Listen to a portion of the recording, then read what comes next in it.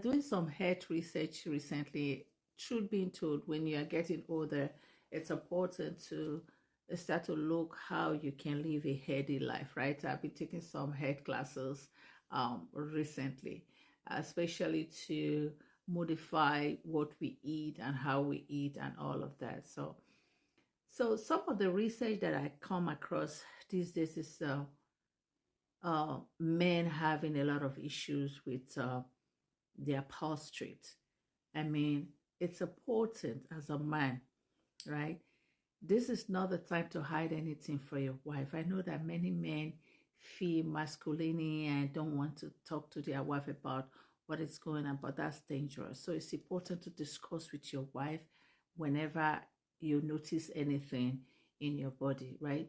So early detection of prostate issues, right, include like prostate cancer, increases survivor rate by up to 99%. 99%, you cannot beat that when caught in early stage. So it's important that as a man, you have to be vulnerable to your wife. You have to be able to talk to your wife. You have to be able to tell her about anything, right? So this episode is mainly for men, for you to drop that masculinity when it comes to your head and be vulnerable with your wife. Talk to her, because if there's anything going on, early detection, it can still save your life 99%, right? 99%.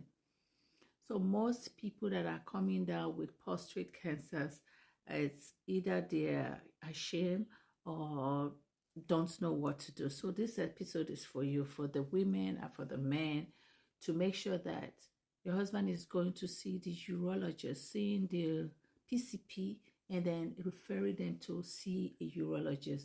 This is not the time to be moving from one pastor to the other, because they do not have the solution to the problem that you're having. As you know, I'm a big proponent for someone who like to pray and do all of that. But when it comes to health issues, it's important to see the right people in charge.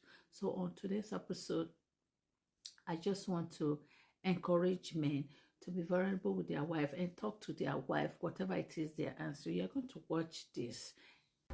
4 years ago, when I was a relatively younger guy, I was reading an article in a magazine, and it talked about prostate screening and prostate cancer as it related to people of color. Come to find out that black men were more susceptible to prostate cancer than other ethnic groups. Prior to that, I never thought about it. I just go on with my life. In 2015, at a screening during a men's health event, Thurkel discovered he had elevated PSA levels, a potential indicator of prostate cancer. I reached out to my primary care doctor, and he in turn referred me to a urologist. Urologist recommended a biopsy. The biopsy confirmed that it was cancer. And so far, it's about, 8 years out now, and I remain cancer-free. So early detection is key for me, and it's key for other men as well.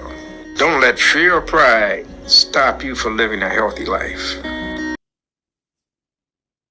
Having seen that, research showed that more than 3 million men in the US are prostate cancer survivors.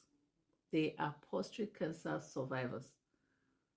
So that's thanks to early detection. So if you are in Africa or wherever you are, just know that it is important to discuss that issue with your family, with your partner, and then take it to the doctor.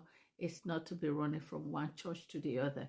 They have no ability of making it grow back or repair it, like in some of the videos that we watched somehow last year when a breast grew back. There's no such thing. So I hope you have learned a thing or two today. Thank you.